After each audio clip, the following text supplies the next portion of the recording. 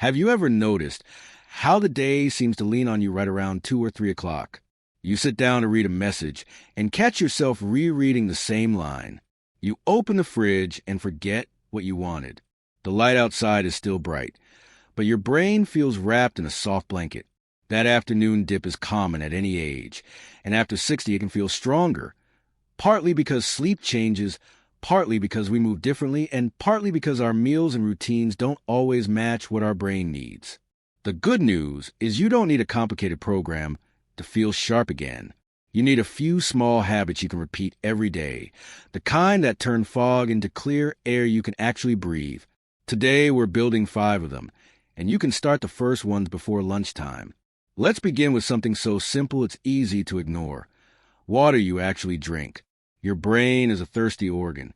Even a small dip in hydration can feel like a dimmer switch on your attention. Think of your morning like charging a phone. If you start at 20%, no wonder you blink at the screen by afternoon. Try this gentle rhythm for the next week and see how your body responds. Pour a full glass when you wake and finish it before breakfast. Sometime mid-morning, pour a second and keep it where you can see it. Have a third with lunch. Then taper in the late afternoon, so you're not up and down all evening. That's it. No fancy bottle needed, just water that shows up on schedule. If plain water bores you, squeeze a bit of lemon, add a slice of cucumber, or drop in a splash of kefir, or a pinch of chia if you like a little texture. If your doctor has you on fluid limits, adjust the portions, not the pattern. What matters is that your brain gets a steady trickle instead of surprise flood at night. Cues help more than willpower. Put a small carafe on the counter in the morning as your visual reminder. Set a gentle alert on your phone that simply says sip. If you head out, take a lightweight bottle with a bright rubber band around it. Every band you slide down is a glass finished. Notice how your head feels an hour after that mid-morning drink. A little clearer, a little less pressure behind the eyes. That's a sign you're nudging the fog before it can roll in. Now we'll shape the part of the day that most often invites the crash. Lunch. A big, starchy plate can feel comforting in the moment and sleepy 15 minutes later. You don't need to ban bread or pasta. You just want a lunch that treats your brain like a partner, not a passenger. Think protein and fiber first, and let everything else support that. Protein keeps your energy steady. Fiber slows the rise and fall, so your afternoon doesn't yo-yo. Picture a few easy plates you can rotate without extra effort. A bowl of Greek yogurt topped with thawed berries, and a spoon of ground flax if you like it, plus a small handful of nuts on the side, leaves you comfortably full and steady. If you prefer savory, a 2-egg veggie omelet with a slice of whole grain toast works beautifully, or a tuna and bean mash with lemon and olive oil on crisp romaine leaves. On colder days, warm soup with beans or lentils and a handful of chopped greens stirred in at the end is a quiet hero.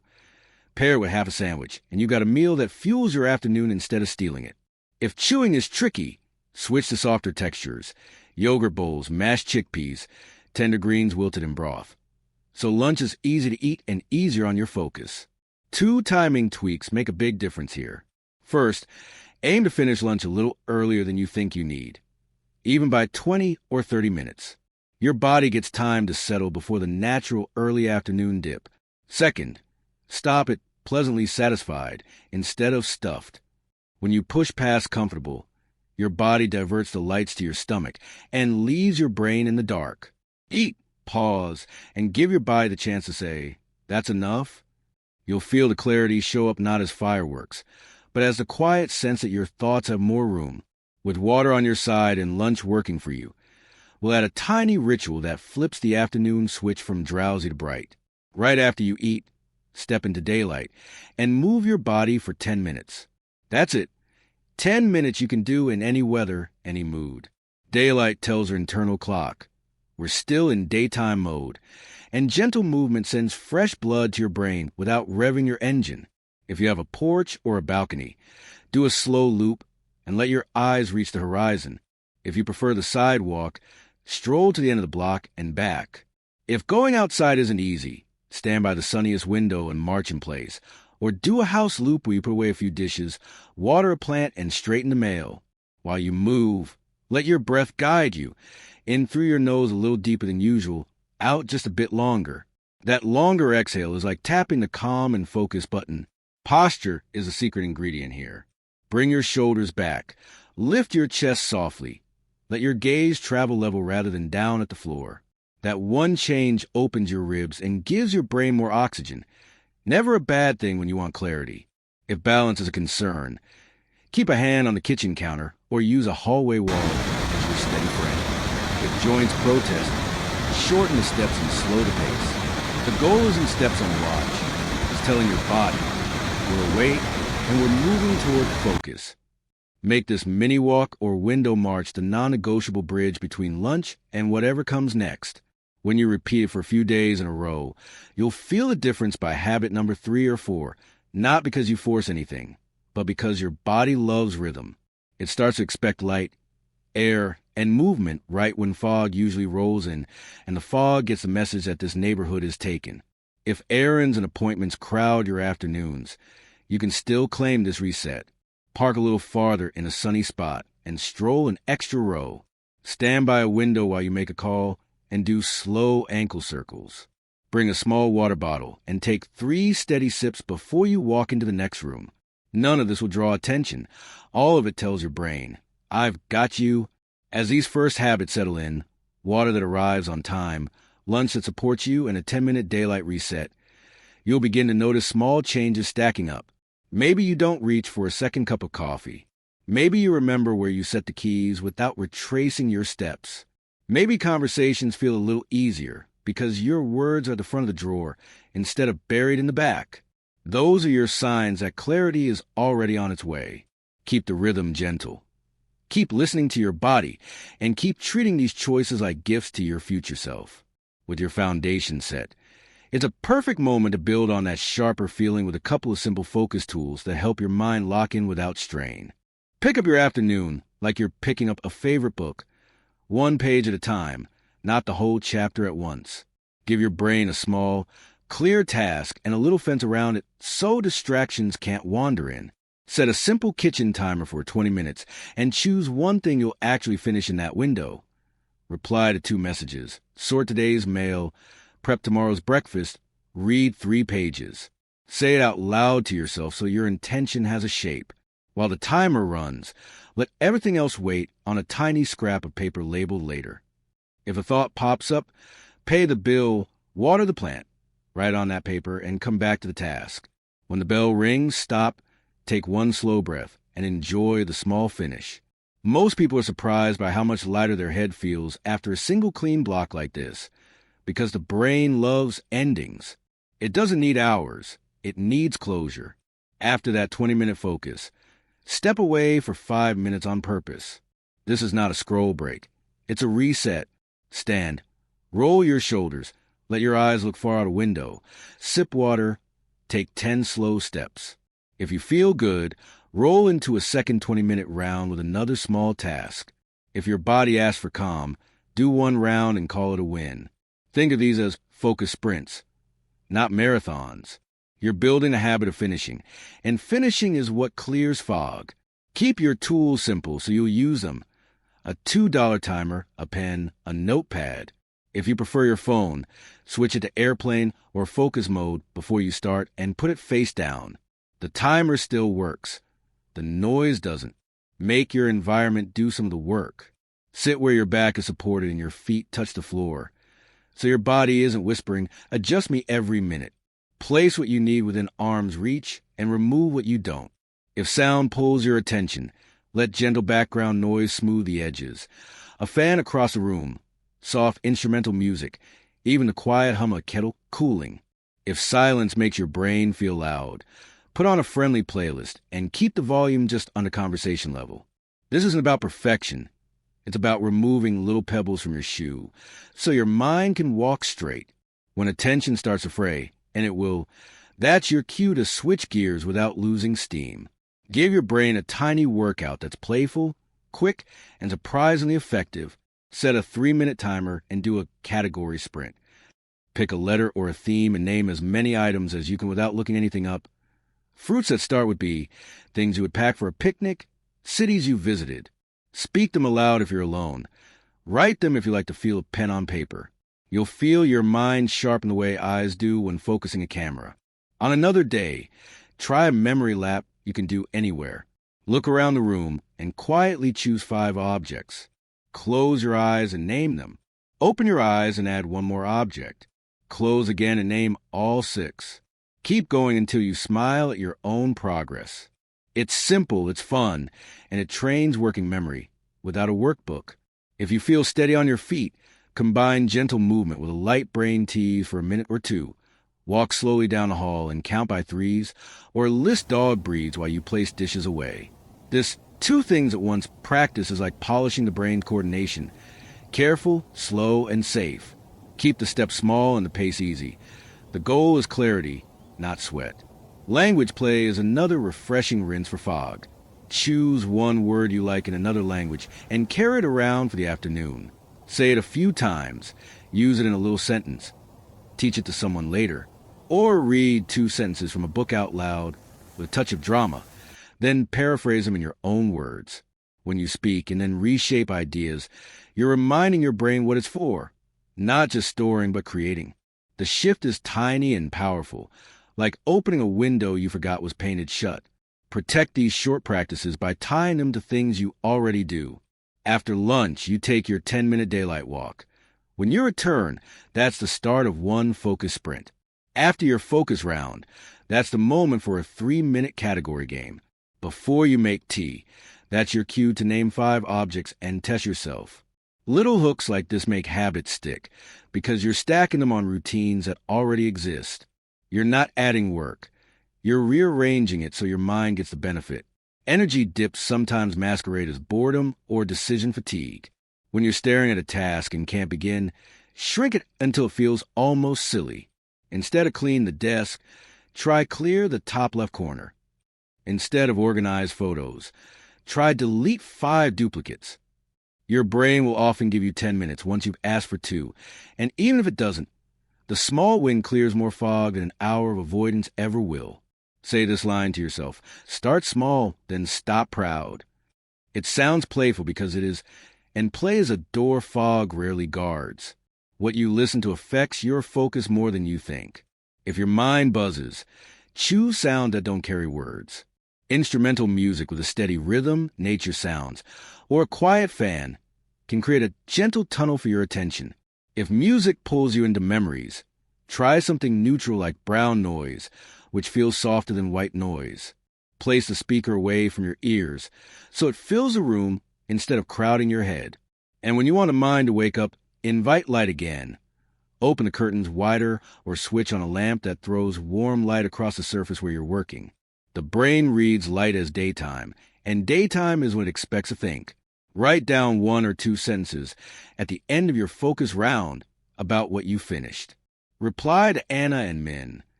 Sorted the electric bills. Read 4 pages. These tiny summaries build proof that you're the kind of person who completes things, and that identity change is fuel. When the next afternoon arrives, you won't be starting from a feeling. You'll be starting from evidence, and evidence is powerful.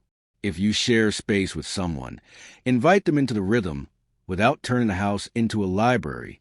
Agree on a quiet hour where doors stay open but voices stay low. Put a little sign on the table. Focus time, back at 3:15, so people know they can catch you soon.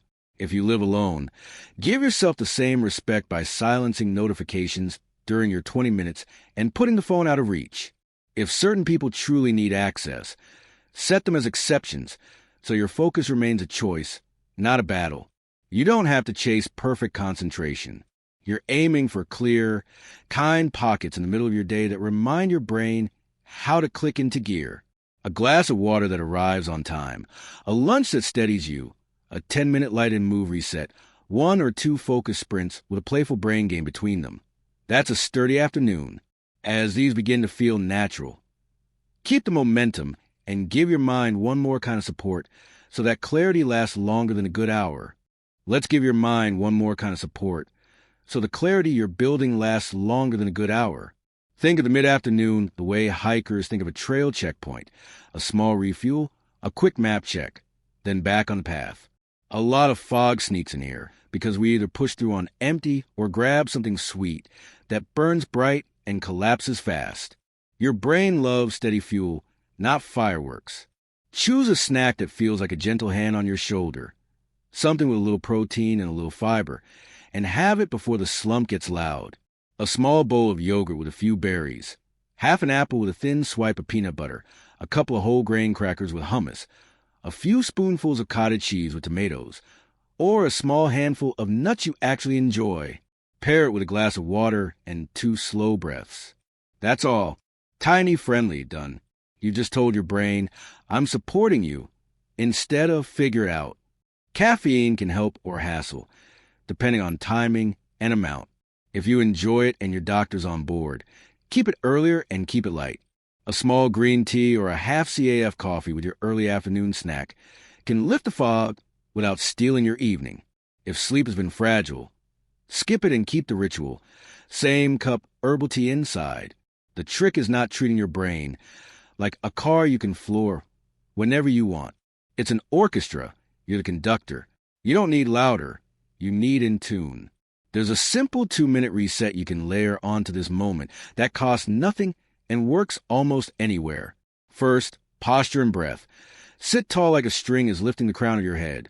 Let your shoulders slide down and place one hand on your belly. Breathe in through your nose and feel your hand rise. Then breathe out a little longer than you breathed in. Do that 5 times. Second, vision and light. Look far, not near, for 20 or 30 seconds, out a window, down a hallway, to a picture across the room. Your eyes tell your brain whether you're stuck in tunnel vision or part of a larger, calmer space. That mix, steady snack, tiny breath break, far gaze, pulls you out of the drift and puts you back in your day without a jolt. If your schedule pulls you out of the house, pack clarity the way you pack house keys. Slip a small snack into a pocket. Tuck a water bottle with a bright band into your bag and set one kind promise on your lock screen, one thing at a time, or start small, then stop proud. When the afternoon gets noisy, you'll have a message from your earlier self waiting. If you spend a lot of time caring for someone else, plan a miniature version of this routine for both of you. A glass of water together, a shared look out the window naming 3 things you can see, one tiny task finished side by side. Caregiving can be demanding. Clarity is a gift you can give to both people at once. As you fold these habits into your day, the steady water, the supportive lunch, the 10-minute daylight stroll, the little focus sprints with playful brain games in between, and this kind mid-afternoon refuel, you'll start to notice that fog becomes less of a wall and more of a passing cloud. You won't eliminate every slow minute, and you don't need to. What you'll feel is momentum returning quicker, words coming to you when you reach for them, names stepping forward instead of hiding, decisions feeling smaller and friendlier.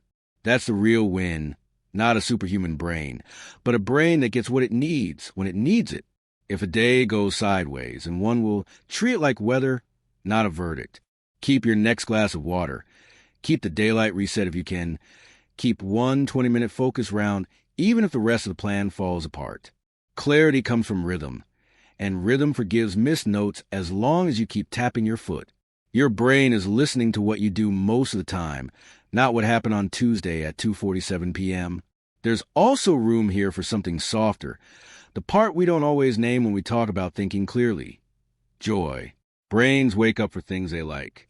If music lifts you, keep a favorite instrumental ready for your focus round.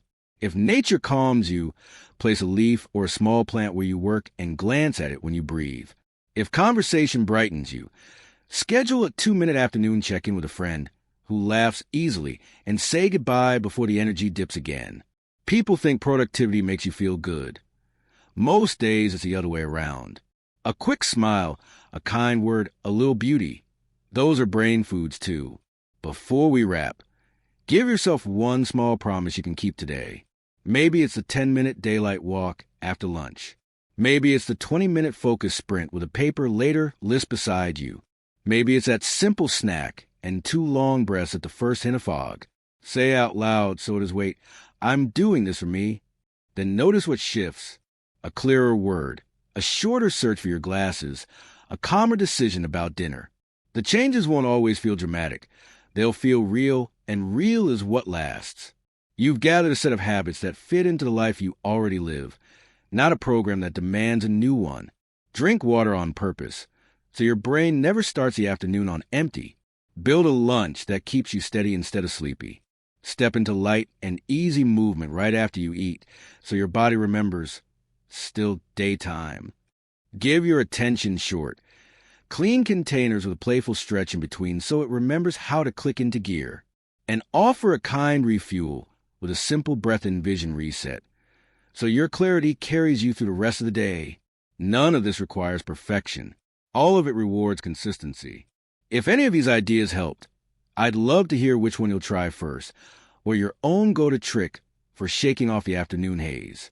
Share in the comments so someone else can borrow your words when they need them. If this conversation made your day feel even a little lighter, tap like so more people can find it, and subscribe for more warm, practical guidance designed for life after 60. Here's afternoons that feel bright again, choices that feel easy, and a mind that meets you with the clarity you deserve every single day.